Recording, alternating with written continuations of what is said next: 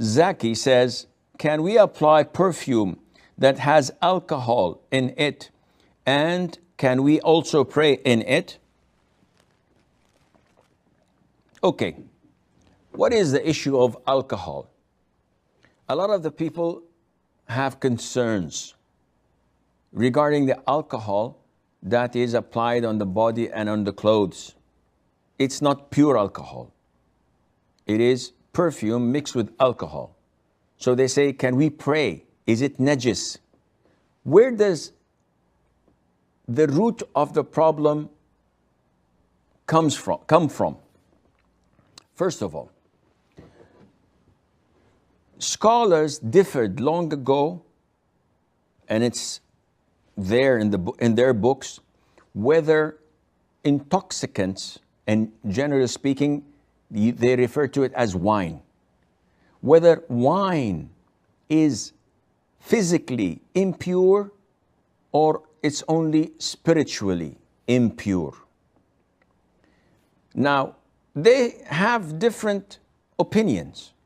Some say it is physically impure. So if I have a drop of wine on my clothes, then I cannot pray because my clothes is considered and rendered as najis, impure. So they considered wine as an impurity. And they have a lot of evidences to back them up. But these evidences are not clear. They're a bit ambiguous and can have double meaning. The verse in Surah Al-Ma'idah, إنما الخمر والميسر والأنصاب والأزلام رجس من عمل الشيطان, that verily wine, gambling, the idols, and the lots that they draw to decide what to do and where to go are rijs. So rijs, one of its meaning is an impurity, something that is filthy. And one of its meaning as well, it can also refer to sinful, something that is bad. And it's from the actions of shaitan. Refrain from it. So those who say that wine is najis, is impure, they refer to this ayah.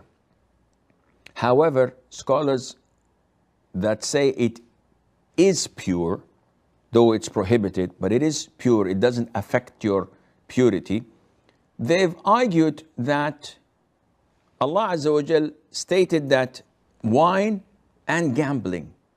So is gambling najis in impurity? The answer is no. When we play poker or blackjack or whatever, this is gambling, this is haram.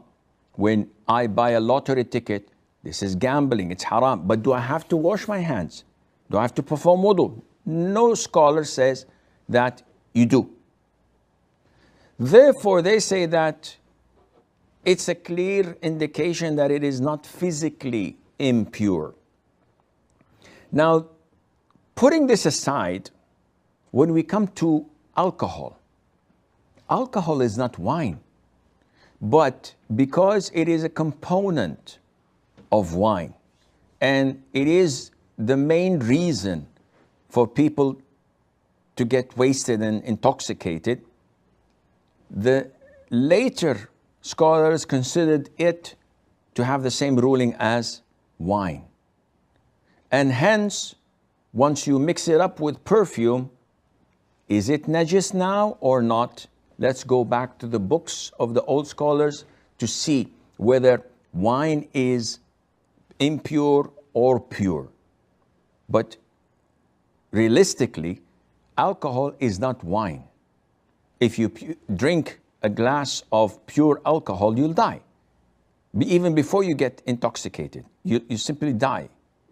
So, coming to the other side, when the scholars stated that it is pure, they have backed their opinion with a number of different evidences. One of them, the hadith of Anas, may Allah be pleased with him, and that is when the final ayah was revealed in prohibiting wine totally, because we know that there were 3 stages for wine prohibition. The first one, they ask you about wine and gambling or maisir, and say that there is benefits and there is great sins in it, and the sin far exceeds the benefits. So this is prohibition number 1. It's not prohibited, but you should not do it. Then stage 2, when Allah Azza wa Jal stated that you must not pray in a state of intoxication until you realize and understand, until you are conscious of what you are saying. So this limits the time for you to get wasted. But there's no prohibition yet. Thirdly, it is when Allah said, refrain from it. Khalas, it's over. So the scholars use this as an evidence, because Anas ibn Malik said when this ayah was revealed, immediately all the companions spilled out the wine they had in the skin bags, and the streets of Medina were flooded with wine that ran like rivers. Everybody got rid of their whatever they had in their cellars. It's over, it's done. So the Prophet did not tell them to wash it. The Prophet did not tell them to take their shoes off when they entered the masjid, because they walked on these muddy, saturated grounds with wine, which indicates that it is pure.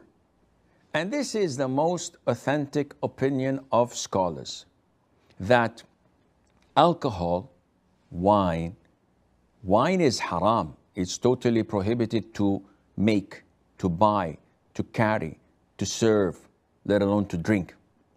Now, wine and alcohol are not impure. They are pure in the sense that if you have a drop, if you touch it, you don't have to perform wudu or to wash yourself or to wash your hands.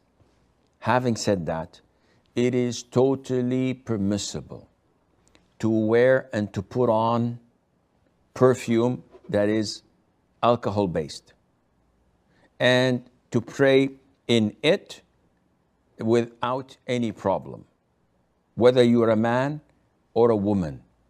Now, for women, there is a disclaimer, which most of you know, but it's a reminder that a Muslim woman is not allowed to wear perfume and pass by men who would find her scent and smell. The Prophet said, ﷺ, whoever goes out of her home wearing perfume and passes by men who would smell her fragrance, then she is like a fornicator, like an adulteress, which is a major sin. Why is that? Simply because men are easily affected by whatever a woman puts on.